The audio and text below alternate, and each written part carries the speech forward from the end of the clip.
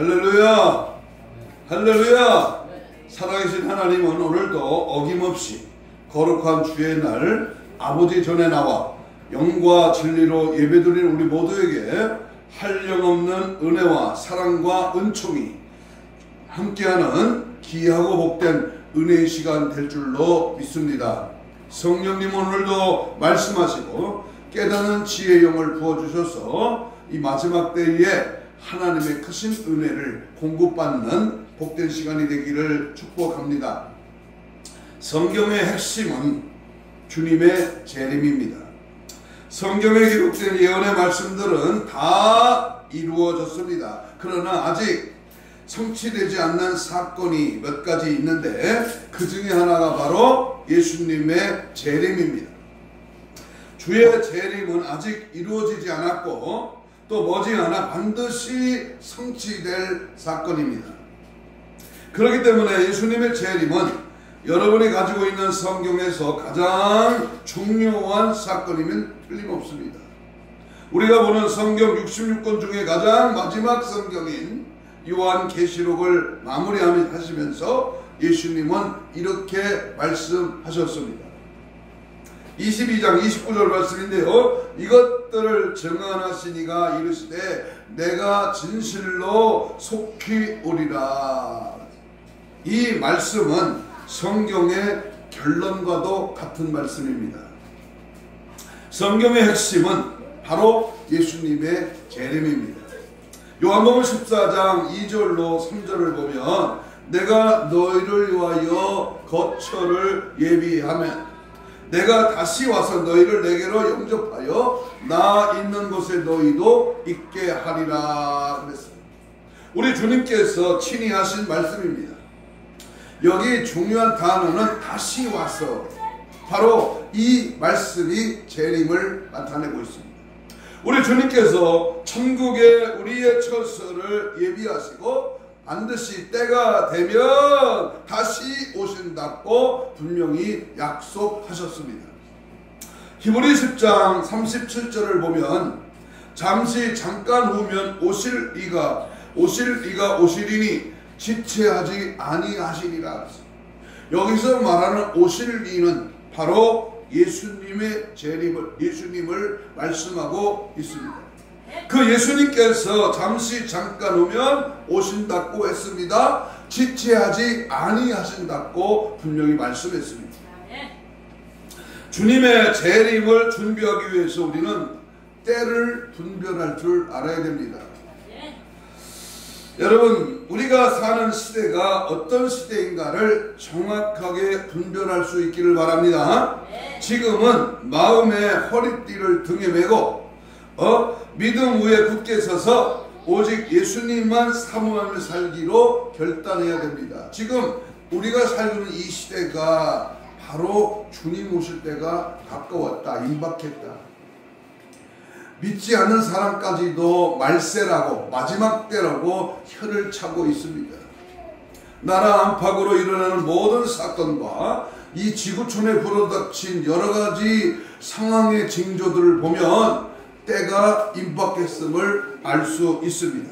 그래서 오늘 이 시간에는 왜 주님 오실 날이 가까웠는가 한번 따라서 해봅시다. 왜 주님이 오실 날이 가까웠다고 하는가? 왜 주님 오실 날이 가까웠다고 하는가? 오늘 말씀의 제목을 통해서 우리 함께 이 시대의 상황을 밝혀야 알고 내가 장차갈 천국을 향하여 가는 그 길에 주님이 재림하실 그날을 사모하며 기다리며 준비하는 그런 은혜가 있기를 축복합니다. 첫째로 먼저 분명히 우리가 알아야 할 것은 때를 알아야 됩니다. 지금 우리가 살고 있는 이 때가 어느 때인가를 분명히 알고 인식해야 됩니다. 우리는 마지막 때를 살고 있습니다.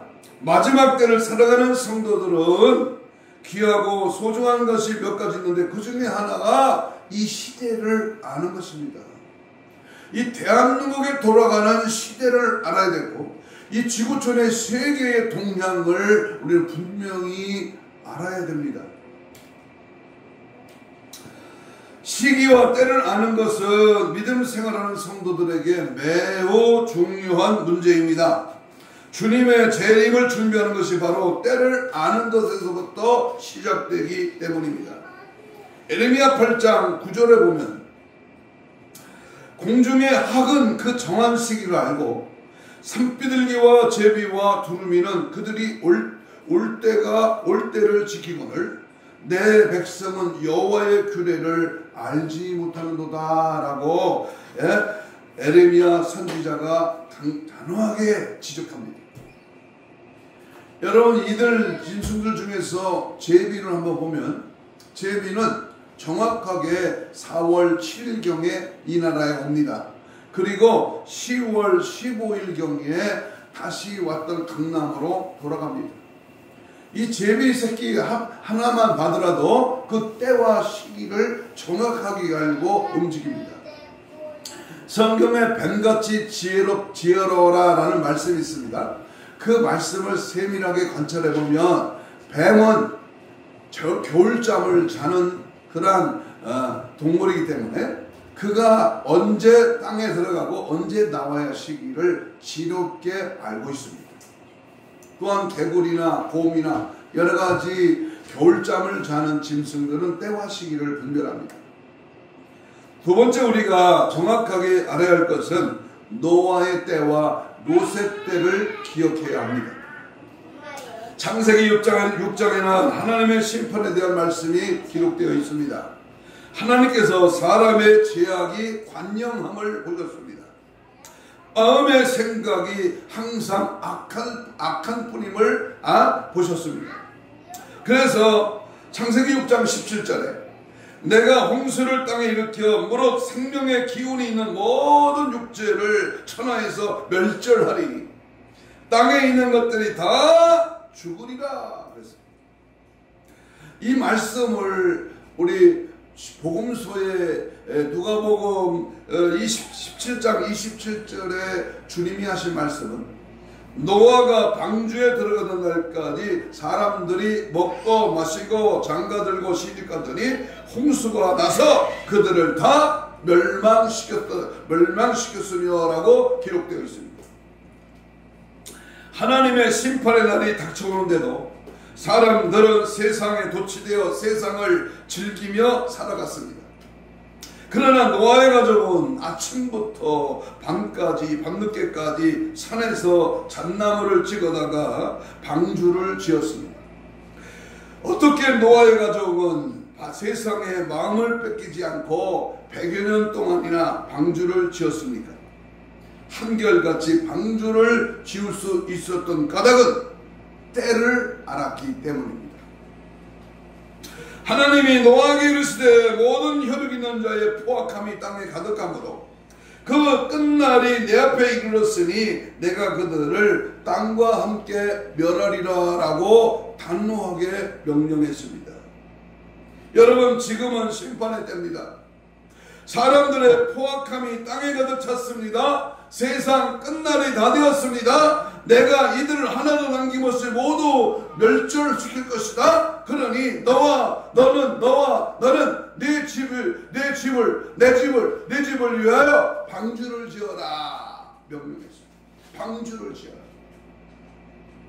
노아와 그의 가족은 자신들이 살고 있는 그 시대에 하나님의 심판이 임한다는 사실을 알았습니다.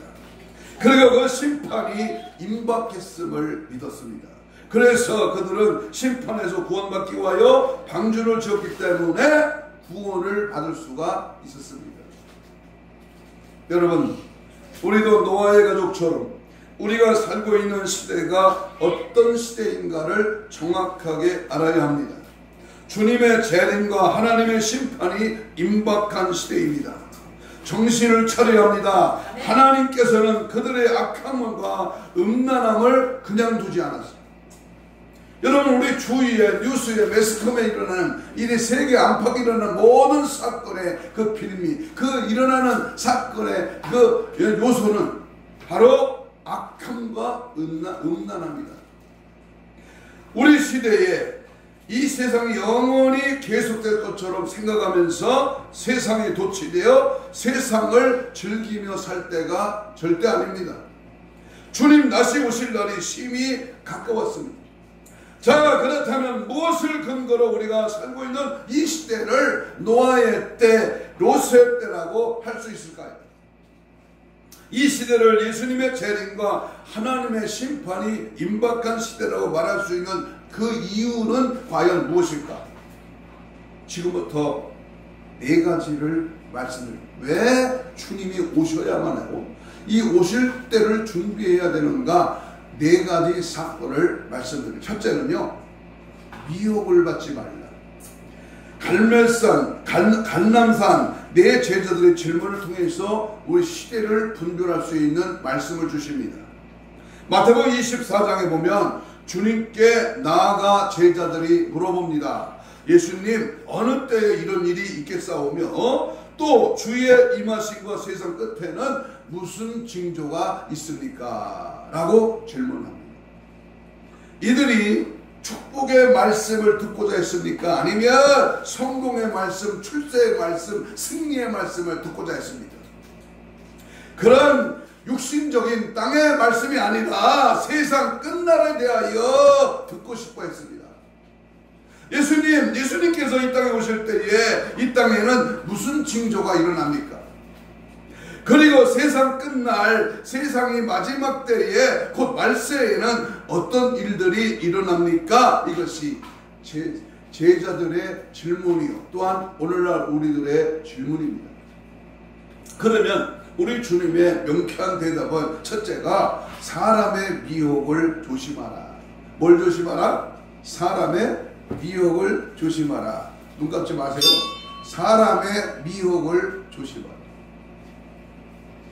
이 4절 5절 읽습니다. 졸린 사람 크게 읽어요. 4절 5절 시작. 너희가 사람의 미혹을 받지 않도록 뭐하라? 주의하라. 많은 사람이 내 이름으로 와서 이르되 나는 그리스도하여 많은 사람을 뭐하리라?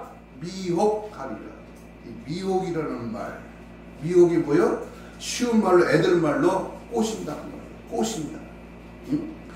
바로 마지막 때에 주님의 재림과 하나님의 심판이 임하기 직전에 이 땅에서 일어날 징조입니다. 많은 사람들이 예수님의 이름으로 와서 스스로가 그리스도 곧 구원자라고 주장하며 사람들을 미혹할 것입니다.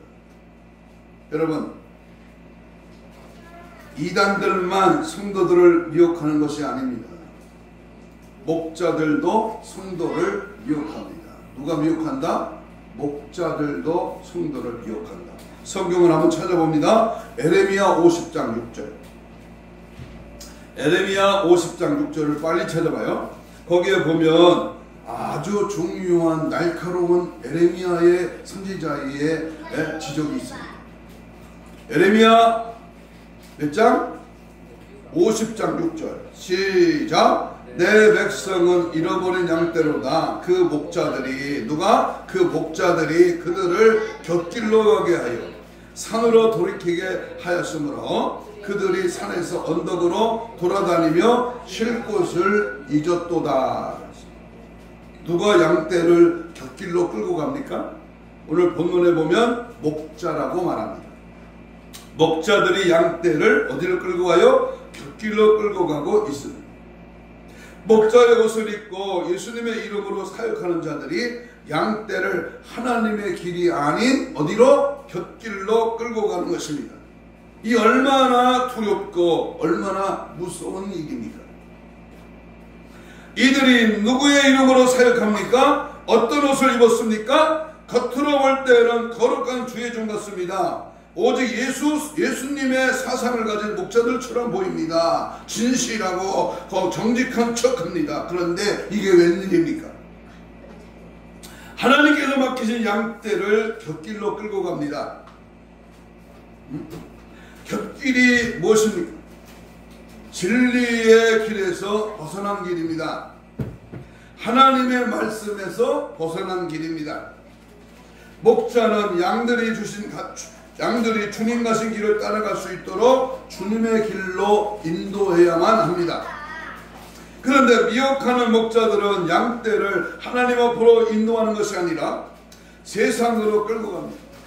하늘의 소망, 천국의 소망으로 인도하는 것이 아니라 세상으로 끌고 갑니다. 이 땅의 소망, 이 땅의 행복으로 끌고 갑니다. 이 땅에서 잘 살아야 한다, 부자 되라, 성공해라, 행복하게 살아라, 출세하라, 이것이 축복받은 자의 삶이다, 이렇게 가르치며 이 땅의 소망으로 끌고 갑니다. 주님께서 친히 말씀하셨습니다. 너희가 가는 길은 험한 길이요, 좁은 길이요, 고난의 길이요, 너희가 만약 나를 쫓으려고 한다면 먼저 너의 자신을 부인해야 된다. 그리고 내가 십자가를 졌던 것처럼 너도 역시 너희가 감당해야 할 십자가를 짊어져야 한다. 아멘. 주님 가신 길을 따라가야지. 주님이 원하시는 방향으로 돌아서야지. 주님이 가고자 하는 그 길을 우리는 죽더라도 넘어져도 어려워도 힘들어도 고난의 길, 십자가의 길, 주님 가신 길을 따라가야 합니다.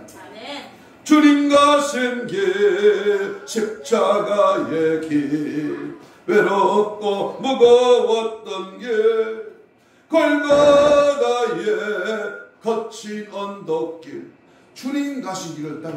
우리 예수 믿는 길은요, 편안한 길이 아니야. 절대로 잘 먹고 잘 사는 길이 아닙니다.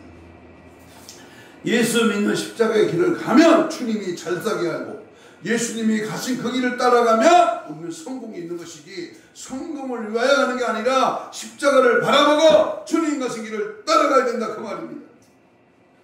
목자들은 양떼를 이 길로 인도해야 됩니다. 다른 길이 없습니다. 오직 이 길뿐입니다. 그런데 주님의 이름을 빙자해서 사역하는 목자의 옷을 입고 양떼를 기만하는 거짓 목자들은 양떼를 어디로 끌고 간다? 곁길로 끌고 갑니다. 쉽고 편한 길로 끌고 갑니다. 세상의 길로 끌고 갑니다. 이 땅의 부와 명예와 출세와 행복으로 끌고 갑니다. 하늘의 것이 아닌 땅의 것으로 성도들을 미혹하는 것입니다. 스가랴 13장 3절, 스가랴. 여호와 이름을 빙자하여 거짓으로 예언하는 자들이 나옵니다. 사람이 아직도 예언할 것 같으며 그 나은 부모가 그에게 이르기를 내가 여호와의 이름을 비방하며 거짓말을 하니 살지 못하리라. 이들은 영적 사기꾼들입니다. 이들은 보지 않는 것을 본 것처럼 예언합니다. 듣지 않은 것을 들은 것처럼 예언합니다. 보지도 않고 듣지도 않는 것을 성령의 이름, 주님의 이름, 여호와의 이름을 빙자해서 예언합니다. 안타까운 것은 성도들이 이런 거짓 예언을 분별하지 못하고 속아서 따라가고 있다는 사실입니다. 뭘 들고 뭐가 보였으니 당신은 이렇습니다. 이게 사실이 맞을까요? 뭘 들고서 당신은 어쩌고 하는 말이 맞느냐, 그 말이에요. 맞는 것도 있지만 틀린 것도 있습니다. 에레미야 6장 14절을 보십시오. 그들이 내 백성의 상처를 가볍게 여기면서 말하기를 평강하다 하지만 평강이 없도다 그랬습니다. 백성에게 거짓으로 평강을 선포합니다. 죽어 있는데도 살아있다고 속입니다. 알곡이라고 칭찬합니다. 은혜를 다 쏟고 성령이 벌써 소멸됐는데도 성도님은 은혜가 충만합니다. 성령이 충만합니다. 돌팔이 의사가 확실히 진단하지 아니하고 괜찮다고 하는 것처럼 헛된 말로 성도를 격려합니다. 그러나 분명히 알아야 할 것은 이런 속임과 칭찬, 격려가 성도를 죽이는 독이 된다는 사실입니다. 아니, 수술을 해야 사는데 수술하지 않고 집에 가서 좋은 것만 먹으면 산다? 아닙니다. 골마 터지고 아픈 그 상처를 도려내고 새살이 돋고 은혜의 말씀이 들어가야 살아나는 것입니다. 아니 똥산 놈, 똥산 주제에 더럽다고 냄새난다고 주제 파악을 해야지. 자기가 더러운데 어떻게 남을 더럽다고 말할 수 있어. 요한복음 10장 12절을 보십시오. 삭구는 목자도 아니요 양도 재앙이 아니라 이리가 오는 것을 보면 양을 버리고 달아나나니. 이들은 성도의 믿음, 성도의 신앙생활에 대해서는 전혀 관심이 없습니다. 말 그대로 삭을 위해서 사역합니다. 먹고 살기 위해서 사역합니다. 그래서 삭군 목자인 것입니다. 70이 훨씬 넘은 어느 목사님이 저에게 전화 와서 들은 말입니다. 어느 단체가 다음 주에 부흥회를 하는데 돈이 헌금이 많이 나와야 된다, 그런 말을 하더랍니다. 헌금 많이 나오기 위해서 집회를 한다는 겁니다. 삭불입니다.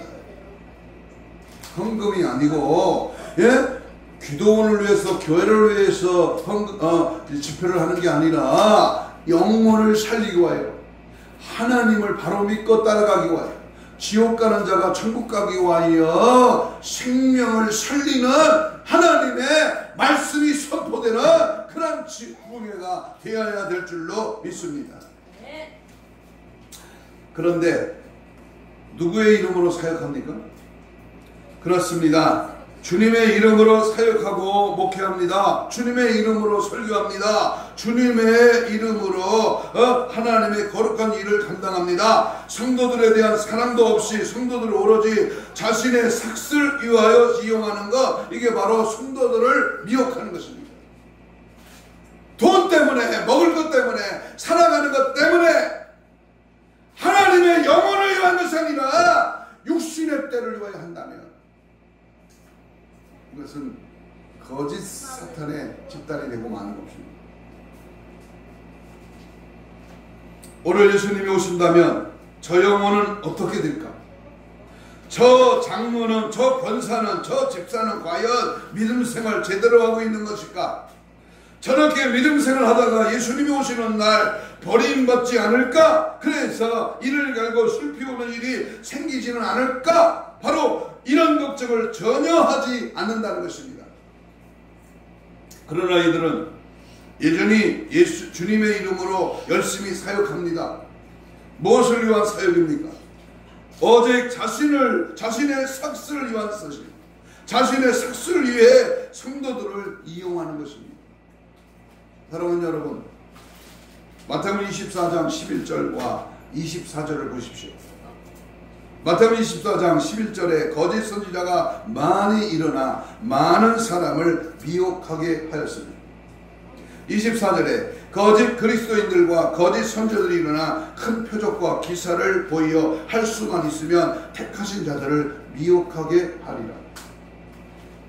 마지막 때는 삭군 목자, 거짓 선지자와 예언자가 여기저기 일어나 택하신 성도들까지 미혹하려 한다는 사실을 우리는 명심해야 합니다. 우리가 살고 있는 지금 이 시대에 이미 이런 일들이 수없이 일어나고 있습니다. 지금 한국 교회의 현실을 보십시오. 수많은 이단, 수많은 거짓 목사, 수많은 거짓 예언자들이 판을 치고 있습니다. 드러난 이단과 드러나지 않는 이단들이 수많은 성도들을 미혹하며 곁길로 끌고 가고 있습니다. 드러난 이단만 무서운 것이 아닙니다. 드러나지 않은 이단은 더 무섭습니다. 여러분, 우리 주변에 삭군 목자가 많습니다. 안에 교회 안에 좌파가 있어. 교회 말씀을 선언하는 목사가 좌파 목사예요. 이게 될 일이냐고. 이게 무슨 까닭이냐고. 얼마나 많이 배웠느냐, 박사학위를 받았느냐, 얼마나 유명하냐, 이것을 보지 마십시오. 과연 양을 위하여 목숨을 내놓을 수 있느냐, 복음을 위하여 생명을 바칠 수 있느냐, 주님을 위하여 모든 것을 버릴 수 있느냐, 이런 것을 보십시오. 그래야 참목자를 만날 수 있습니다. 그래야 믿음 안에서 성공할 수 있습니다. 예수님의 말씀을 잊지 마십시오. 주님의 예언이 성취되었습니다. 이 사실을 잊지 마시고 지금은 미혹의 시대 마지막 때 주님 오실 날이 멀지 않았음을 분명히 인식해야 됩니다. 교회가 크다고 사람이 많이 모인다고 다 교회고 다 천국 갈 성도가 아닙니다. 미혹에 넘어가지 않도록, 속지 않도록 정신을 팍 차려서 올바른 주님의 길을 따라가야 될 줄로 믿습니다. 두 번째 징조는요, 불법이 성합니다. 불법이 성하다. 우리가 살고 있는 지금 이 시대가 마지막 때임을 보여주는 두 번째 징조가 뭐다? 바로 불법이 성하다. 성경 오늘 본문 12절을 읽습니다. 24장 12절 시작. 불법이 성함으로 많은 사람의 사랑이 식어졌습니다. 이것은 예수님께서 말씀하신 두 번째 징조입니다. 두 번째 예언입니다. 여러분, 불법이 무엇입니까? 물어봅니다. 불법이 뭐예요? 아니 글자 법법자. 법이 아니다. 말씀이 아니다. 하나님의 말씀을 어기는 것이 불법입니다. 하나님께서 하지 말라고 하는 것을 하고 가지 말라는 것을 가지 말라는 곳에 가는가, 그것이 바로 불법입니다. 예수님께서는 오늘날 교회 안에서 이런 일들이 벌어질 것을 이미 아셨습니다. 그래서 2000여 년 전에 감람산에서 마지막 때가 되면 이 땅의 교회에 불법이 성할 것이라고 분명히 예언을 하신 것입니다. 아멘. 여러분의 자신과 여러분의 교회를 돌아보십시오. 혹 나는 하나님 앞에서 불법을 행하는 자가 아닌가? 우리 교회가 하나님 보시기에 불법을 행하고 있지는 않은가를 돌아보아야 합니다. 그렇다면 구체적으로 어떤 일들이 하나님 보시기에 불법입니다. 여러분, 불법이 뭔가요? 자동차의 법을 어기고 달리면 뭐가 돼요? 빨간불에 서야 되는데 불법을 어겨. 교통법을 어겨. 그러면 사고 나는 겁니다. 좌회전을 하지 말아야 되는데, 비보 좌회전을 해야 되는데 그냥 빨간불이 들어왔는데 좌회전을 돌려버려. 그러면 사고가 나는 겁니다. 마태복음 21장 12절을 보십시오. 마태복음 21장 12절. 자, 21장 12절입니다. 예수께서 성전에 들어가서 성전 안에서 매매하는 모든 사람들을 내쫓으시며 돈 바꾸는 사람들의 상과 비둘기 파는 그런 사람들의 의자를 둘러보시고 그들에게 이르시되 기록되면 내 집은 만민이 기도하는 집이라 일컬음을 받으리라 하였거늘 너희는 강도의 소굴로 만드는도다 하시니.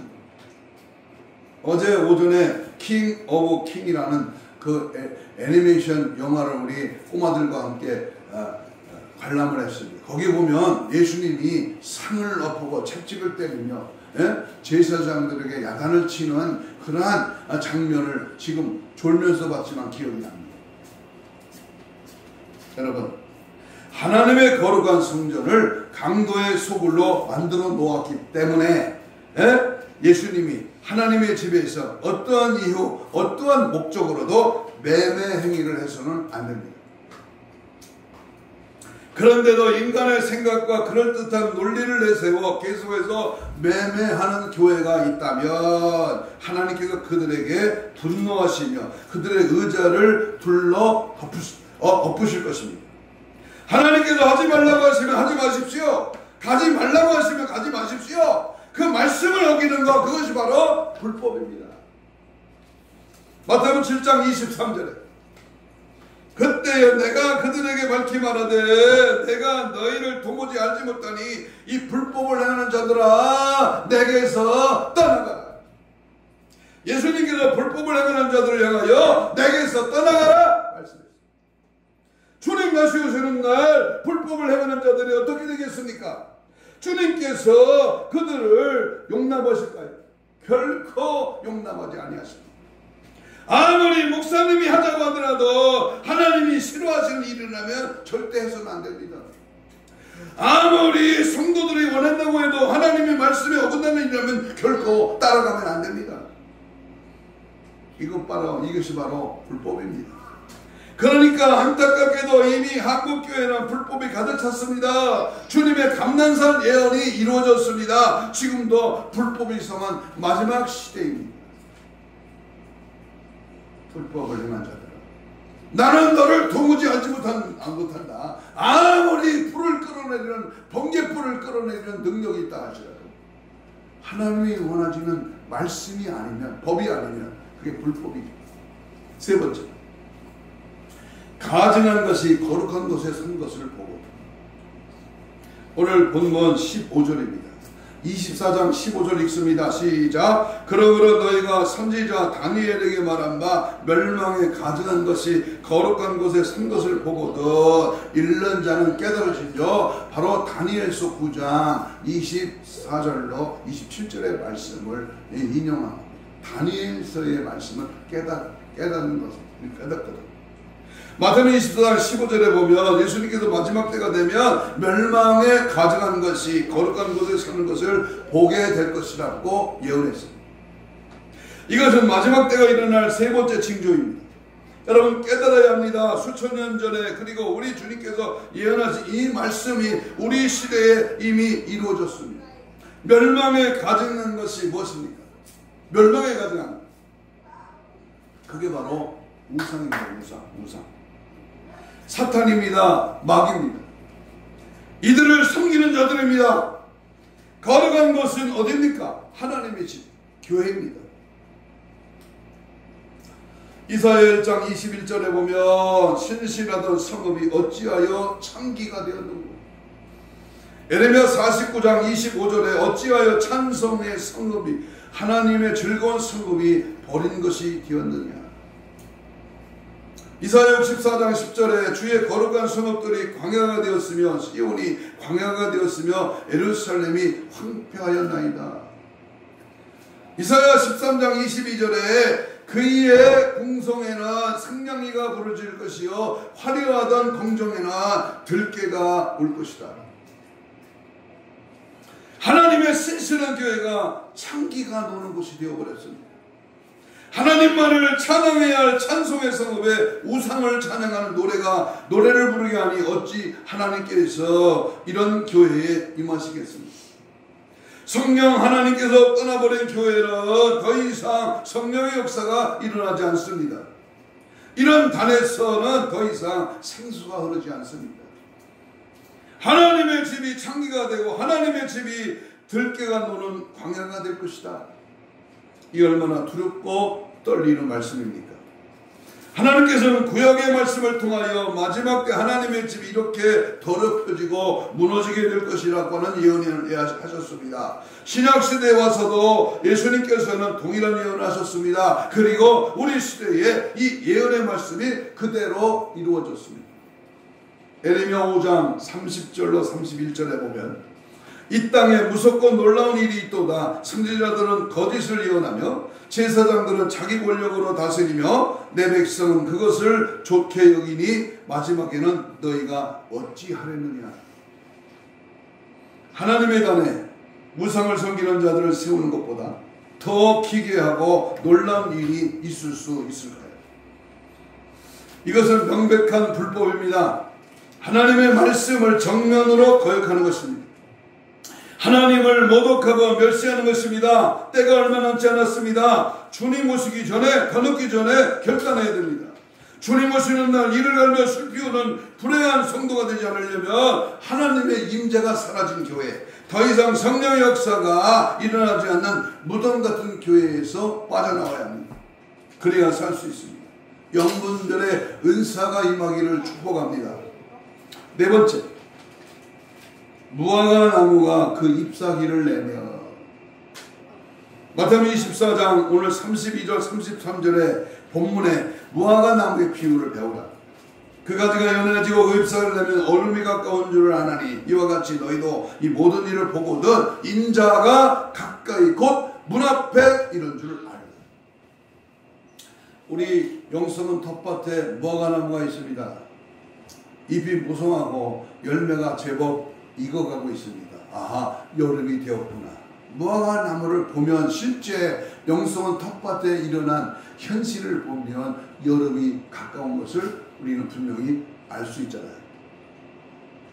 수천 년 전 우리 예수님이 감람산에서 예언하신 예언의 말씀이 우리 시대에 이루어졌다면 여러분은 어떻게 하시겠습니까? 이 말씀을 농담으로 들으시겠습니까? 설마 하며 의심하실 것입니까? 나와는 관계없는 말씀이라 생각하며 귓등으로 들으시겠습니다. 이 말씀은 어느 한 예언자의 말이 아니라 예수님이 친히 하신 말씀입니다. 이러한 일이 이루어지면 세상 끝날이 올 것이니 내가 진실로 너희에게 속히 갈 것이다. 바로 이 예수님께서 감난산에서 친히 예언하신 말씀입니다. 사랑하는 여러분, 예수님께서 문 앞에 와 계십니다.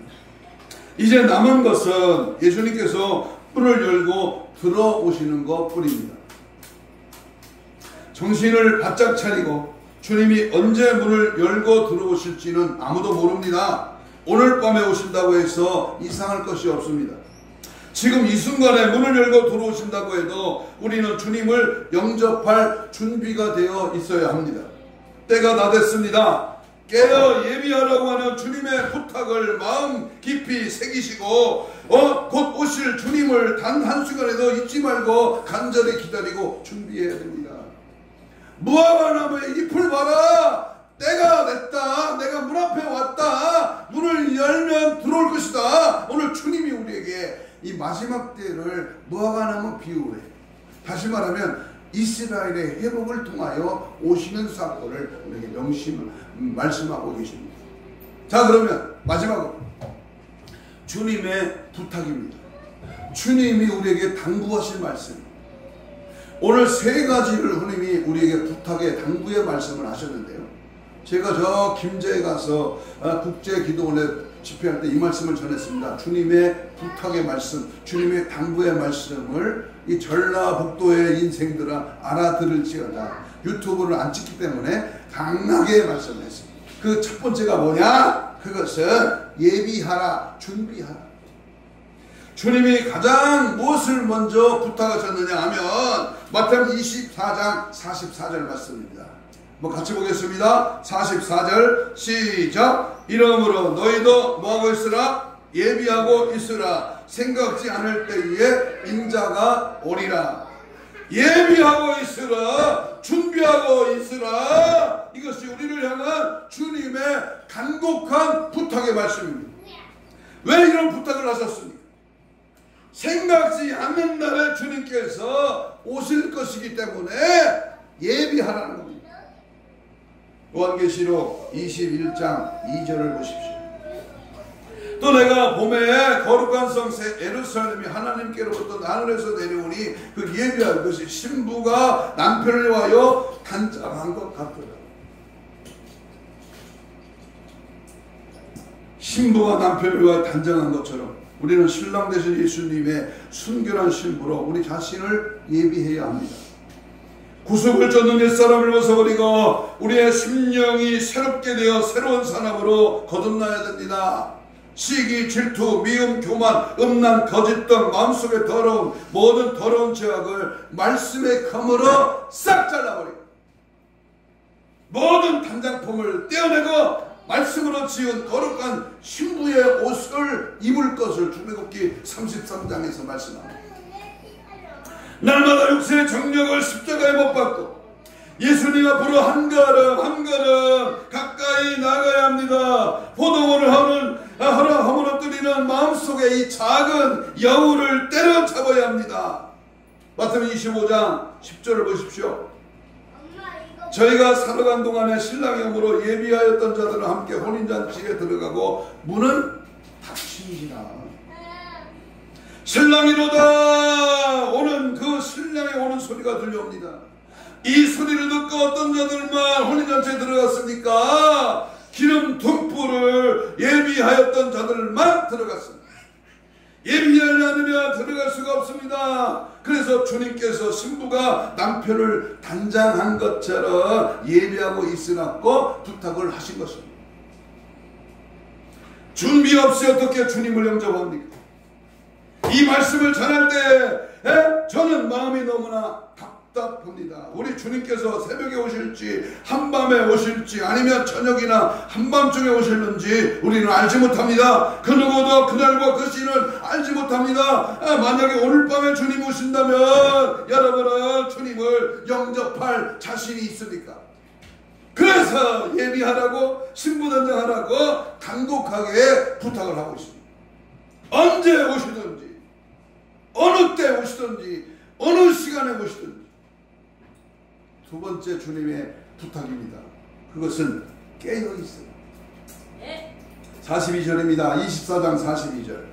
42절 시작. 그러므로 뭐하라? 깨어있으라. 어느 날에 주가 임했는지 너희가 알지 못하니. 우리 주님의 두 번째 부탁의 말씀입니다. 사랑하는 나의 양들아, 제발 너희는 잠들지 말아라.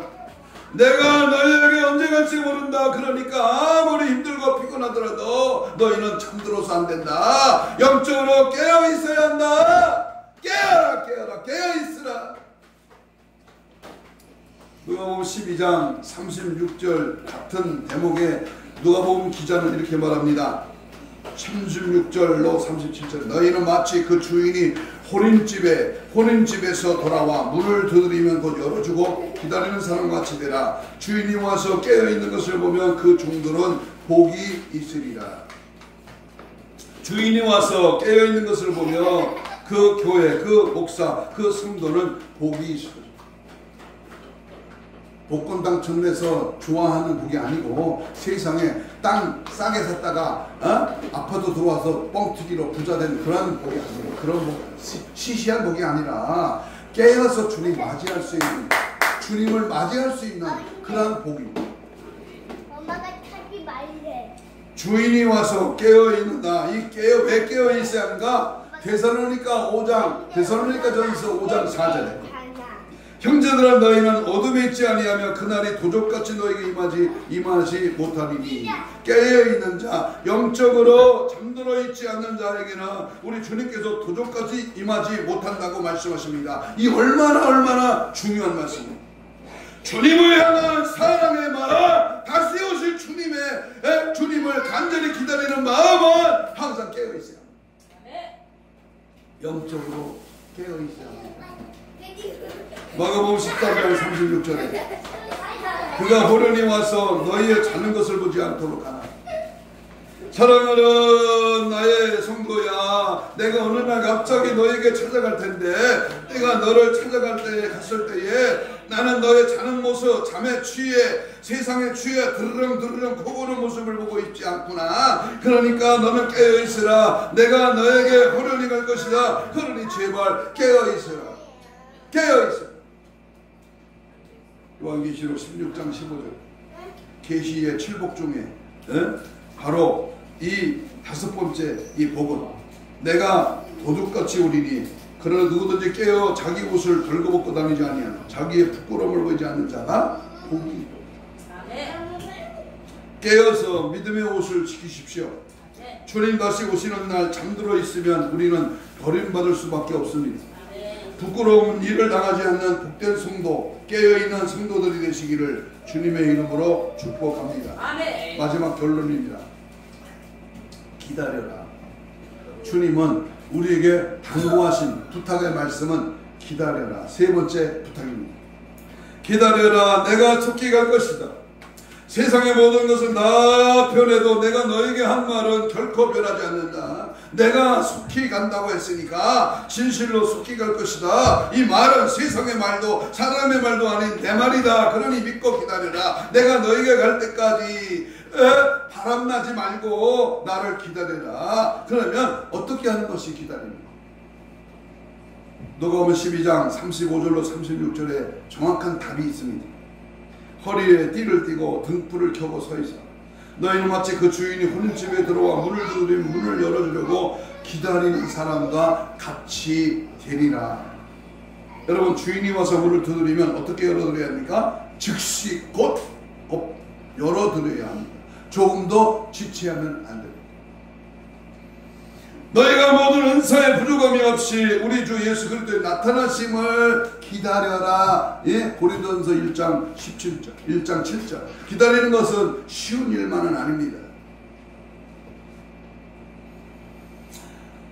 주님을 기다리는 동안에 여러 어려운 일들이 닥쳐올 것입니다. 여러 가지 시험이 닥쳐와 우리를 넘어뜨리게 할 것입니다. 가정의 문제, 물질의 문제, 생각지도 않았던 어려운 문제들이 우리 앞길을 막을 것입니다. 그러나 누가복음 21장 34절에 너희는 스스로 조심하라. 그렇지 않으면 방탕함과 술취함과 생활의 염려로 마음이 둔해지고 뜻밖의 그날이 돛과 같이 너에게 임하리라 라고 말씀하고 있습니다. 대적 마귀는 주님을 기다리는 신실한 성도들을 삼키려고 베드로전서 5장에서 말합니다. 그래서 주님 오시는 날까지 믿음의 정절을 지킨다고 하는 것은 쉬운 일이 아닙니다. 그러나 인내로 참고 견뎌야 합니다. 주님께서 주신 언약의 말씀을 붙잡고 모든 시험과 걱정과 근심을 믿음으로 물리치십시오.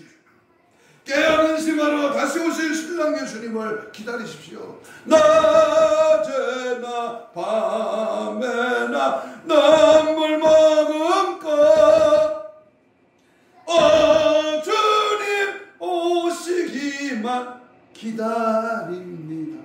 아멘. 결론입니다. 우리는 미혹의 시대, 불법의 시대, 멸망에 가증한 것이 하나님의 단을 더럽히는 그러한 시대, 그리고 이스라엘의 회복이 되어 예수님께서 문 앞에까지 와 계시는 마지막 시대를 살아가고 있습니다. 주님 다시 오시는 날이 심히 가까운 이 마지막 시대에 우리는 어떻게 믿음 생활을 해야 할까요? 지금은 하나님께서 우리에게 맡겨주신 양떼의 영적인 문제에 관심을 가져야 할 때입니다. 그들이 잘 먹이고 잘못 살펴야 합니다.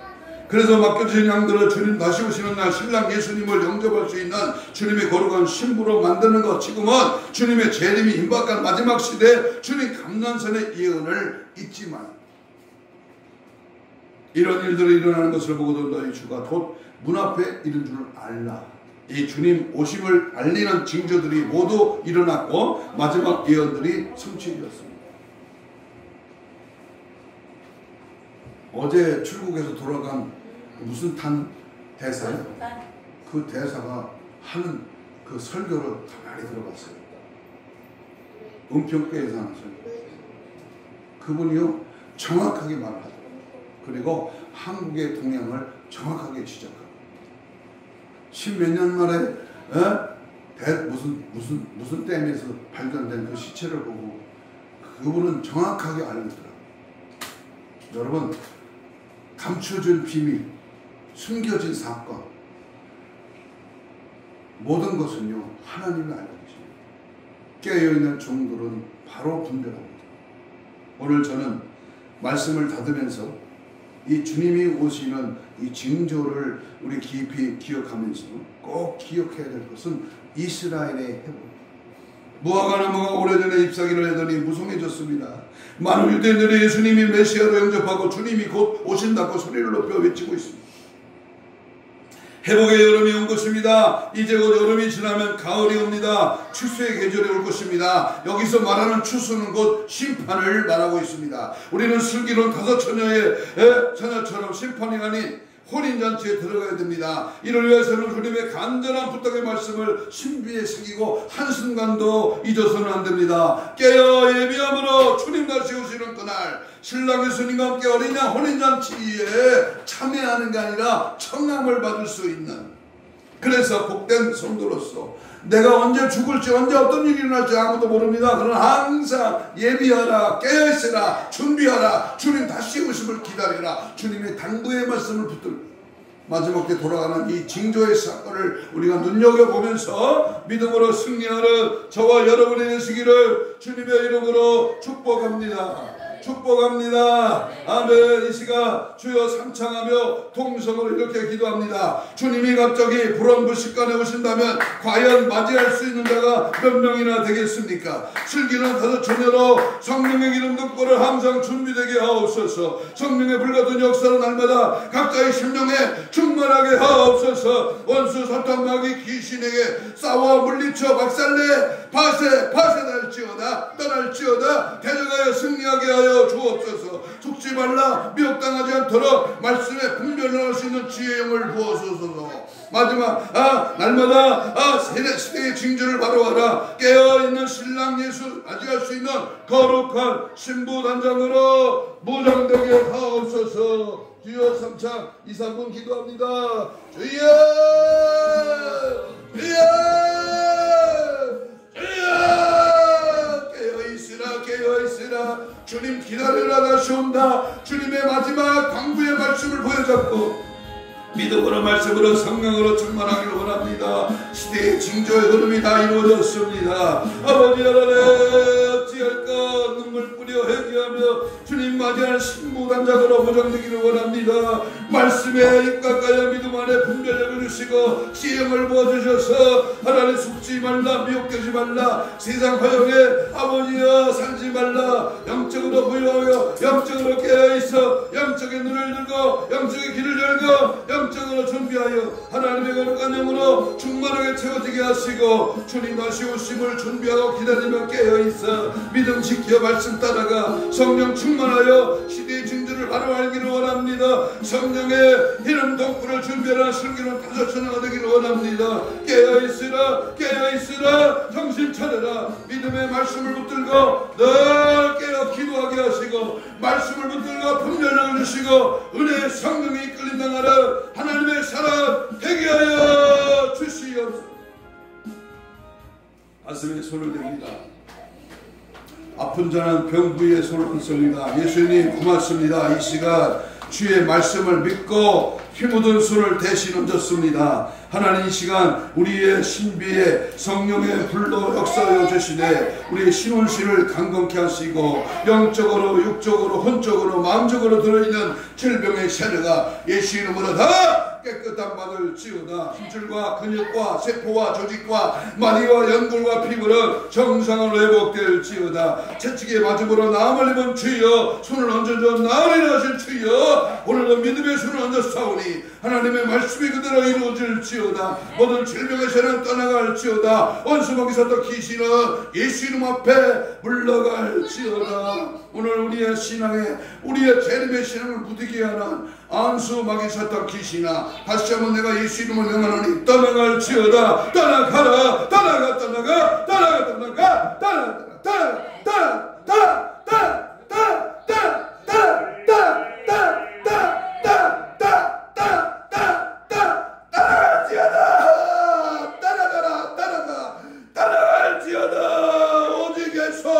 오직 성령으로 오직 말씀으로 기도하며 성령의 충만함으로 주님 오심을 기다리고 준비되는 우리 모두가 되게 하여 주옵소서. 감사하오며 예수님 이름으로 기도하옵나이다. 아멘.